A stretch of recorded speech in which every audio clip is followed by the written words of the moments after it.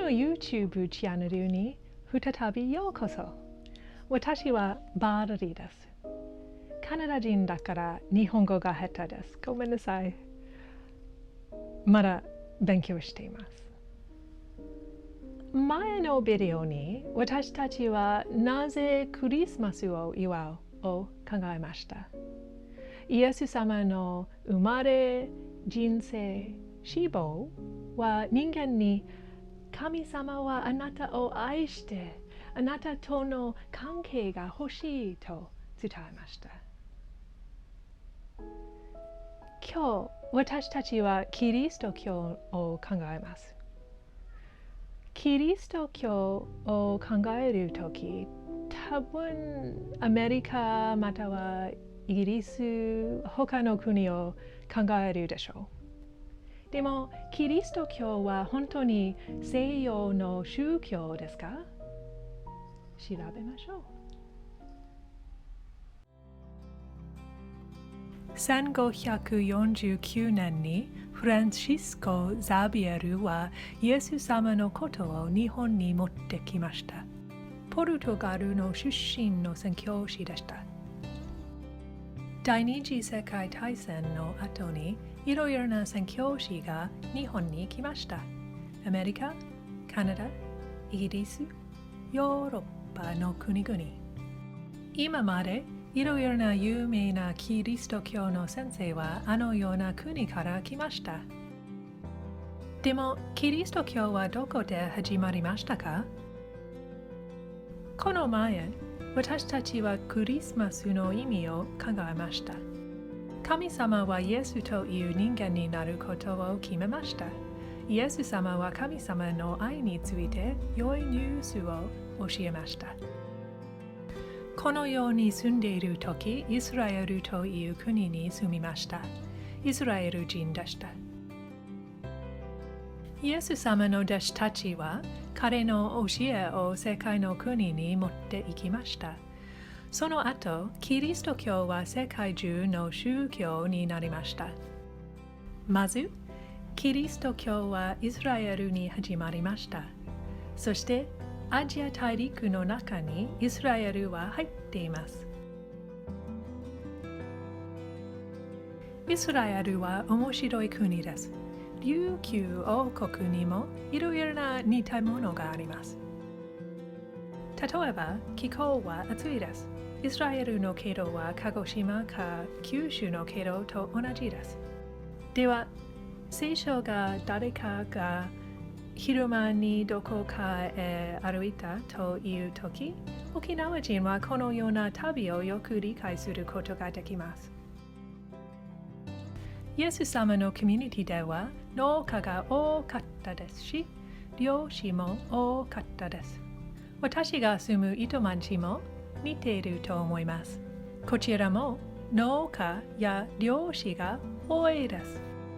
イエス様はストーリーをたくさん話しました。ストーリーの中にいろいろな日常の例えがありました。この例えで大切な神の真実を伝えました。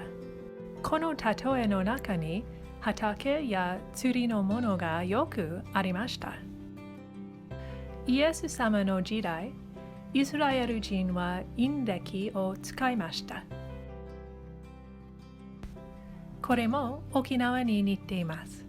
特に漁師が多いところに。イスラエルのコミュニケーションスタイルは沖縄に似ています。沖縄で時々直接なスタイルを使います。でも普通は回りくどいスタイルを使います。イエス様の話にも回りくどいスタイルをよく使いました。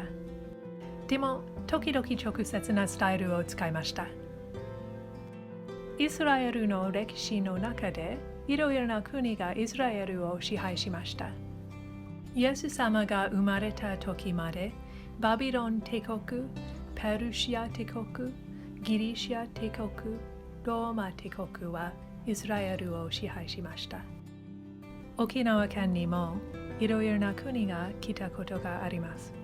多くの人々が沖縄では戦争で深く苦しみました。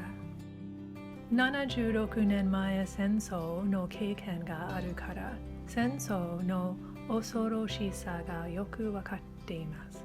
そして平和への深い憧れを持っていると思います。聖書はイエス様を平和の君と言っています。この名前はとても美しいと思います。なぜなら平和は美しい観念だからです。でも沖縄人は私より平和の美しさを理解していますよ。イスラエルといろいろな類似によって沖縄人はクリスチャンの聖書を読むとき文化のニュアンスをよく理解するでしょう。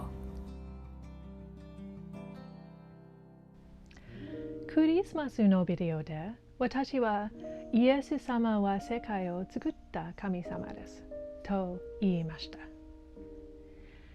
人間は小さな生き物だから私たちはこのように大きな神様が分かりにくいです。でも私たちは皆さんが神様について小さなものを少し理解することができます。それぞれの国、それぞれの文化に住む人は自分の理解の能力があります。この能力で小さなものを少し知ることができます。他の国から来た人に聞くとき、彼らの理解を学ぶことができます。神様について自分の理解が植物のように育ちます。日本でムカデがいます。皆さんはコミュニティに参加すると、ムカデの足のように他のメンバーの生活に寄与します。聖書にクリスチャンのコミュニティはキリストの体と言います。この観念はキリストの体の中に皆さんが参加して他のメンバーを援助して他のメンバーに自分の理解を分かち合います。